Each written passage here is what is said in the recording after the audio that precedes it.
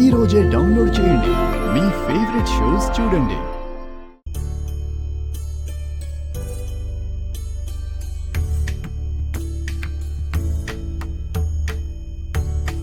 అన్నయ్య,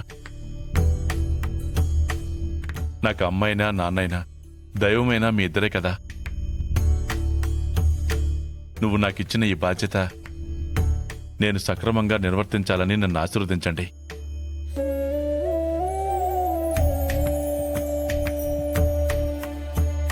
నువ్వు గెలవాలని నాకు మనస్ఫూర్తిగా ఉంది శివరాం. మంచి మనసుతో ప్రవర్తించు. మంచి మనసులో గెలుచుకునే ప్రయత్నం చెయ్యి. అప్పుడు నువ్వే గెలుస్తావు శివయ్య. కానీ ఆద్య ఏమైపోతుందో అని బాధేస్తోంది. నువ్వు గెలిస్తే చారుకి సీనుకి పెళ్లి చేస్తానన్నావు. అదే జరిగితే ఆద్య బ్రతుకు ఏమైపోతుంది? అదే ఉందన్నయ్య, ఈ రోజుల్లో ఒక మగాడికి ఇద్దరు పెళ్ళాలు లేరా? అలాగే ఆద్య కూడా ఉంటుంది. శివయ్య శివయ్య శివయ్య అందరం బాగుండాలంటే అందరికీ న్యాయం జరగాలి కదా వదినా. న్యాయం పేరుతో మన వివాహ వ్యవస్థని అవమానిస్తున్నావా?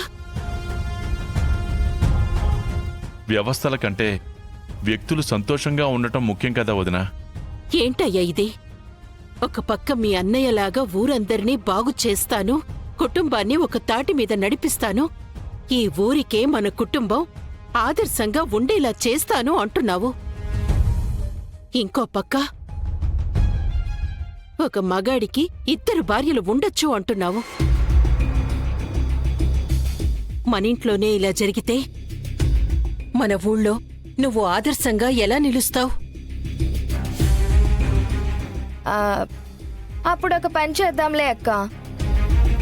ఆ ముగ్గురిని మన ఇంట్లో ఉంచుకోవద్దు, బయటికి పంపించేద్దాం. లేదంటే ఆద్యకి సీనుకి విడాకులు ఇప్పించేద్దాం.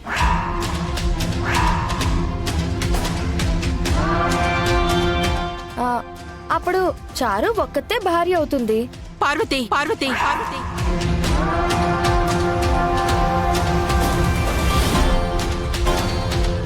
అంటే ఆ అవకాశం కూడా ఉంది అంటున్నాను.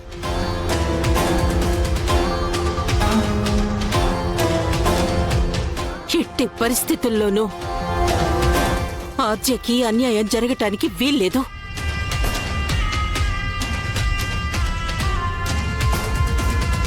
అన్నయ్య, నేను వెళ్ళొస్తాను. నేను కూడా వెళ్తాను.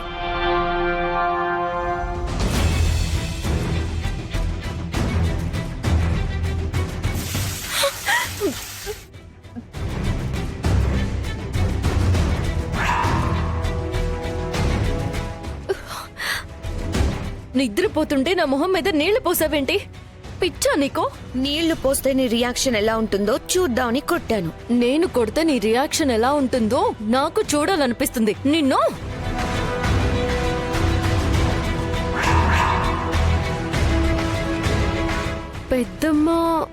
పెద్దమ్మ కాదు, పిన్ని. నేనే నిన్ను నిద్ర లేపమన్నాను. ఎందుకు? నువ్వు పొద్దెక్కేదాకా నిద్రపోవడానికి కుదరదు. పెత్తనం నా చేతికొచ్చింది, తెలుసుగా.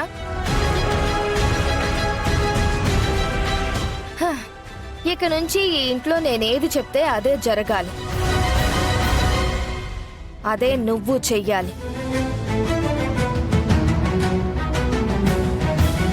పార్వతి, ఇంటి పనులు చేసి పెట్టడానికి నేనున్నాను కదా, ఆచనెందుకు ఇబ్బంది పెడుతున్నావు? అక్క, నువ్వు ఈ ఇంట్లో పెత్తనం చేసినప్పుడు సలహా ఇవ్వడానికి నేనొస్తే నువ్వేమనేదానివో గుర్తుందా? నీకేం తెలుసు చిన్నపిల్లవి, నోరు మూసుకో అన్నావు. నేనెప్పుడూ నీతో అలా మాట్లాడలేదు పార్వతి. ఖచ్చితంగా ఈ మాటలే కాకపోయినా ఇదే ఉద్దేశంతో అనేదానివి. నువ్వు చిన్నదానివి, నేను పెద్దదాన్ని అనే ఉద్దేశం కూడా నాకెప్పుడూ లేదు పార్వతి. మర్చిపోయి ఉంటావులే అక్క. అయినా అలాంటి పెద్ద పెద్ద మాటలు నేను అనగలనా? అనలేను. పెద్దదానివి కాబట్టి అలా అనిపించుకోకుండా నువ్వుండాలి. పిన్ని, పెద్దమ్మతో మర్యాదగా మాట్లాడండి. నువ్వు ముందు నాతో మర్యాదగా మాట్లాడడం నేర్చుకో.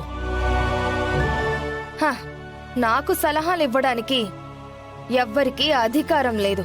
ఎందుకంటే అధికారం ఈ ఇంటి పెత్తనం నాది.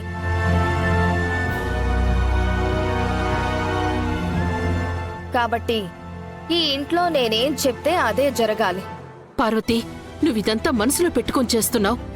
నువ్వు ఆగు పెద్దమ్మా. సరే పిన్ని, ఇప్పుడు నేనేం చేయాలి? ఇక నుంచి ఇంటి పని, వంట పని, గేదెలకు గడ్డి పెట్టి కుడితి తాగించడం, పొలానికి భోజనాలు తీసుకెళ్లడం, ఇలా అన్ని పనులు నువ్వే చెయ్యాలి. అన్ని పనులు ఒక్కతే ఎలా చేస్తుంది? చెయ్యాలక్క. చెయ్యకపోతే వెళ్ళిపోమని చెప్పు. ఎవరుండమన్నారు?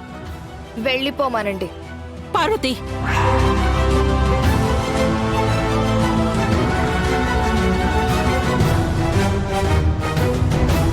అలాగే వెళ్ళిపోతాం. రాత్య, ఉమ్. నేను వెళ్ళిపోమంది ఆద్యని మాత్రమే, నిన్ను కాదు. ఆద్య నా భార్య.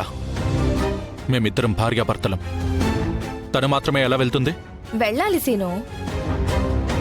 నేను చెప్పింది తనకి చేయడం ఇష్టం లేకపోతే వెళ్ళిపోవాలి.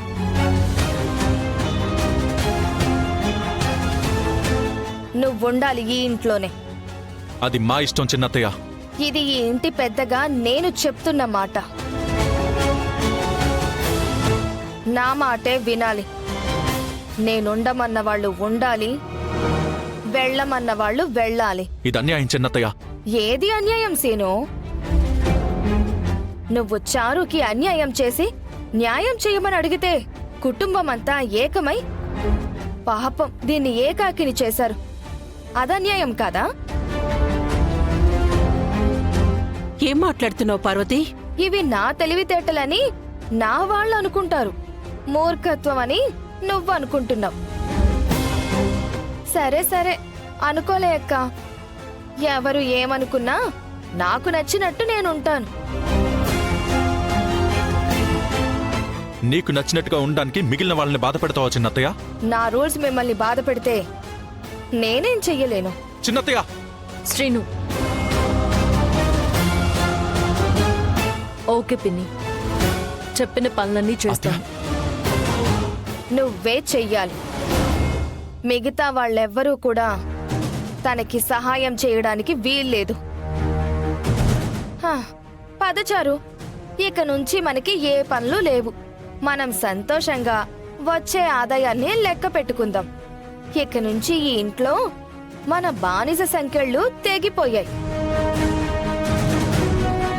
మన ఇష్టం వచ్చినట్టుగా సరదాగా ఉండొచ్చు. పద.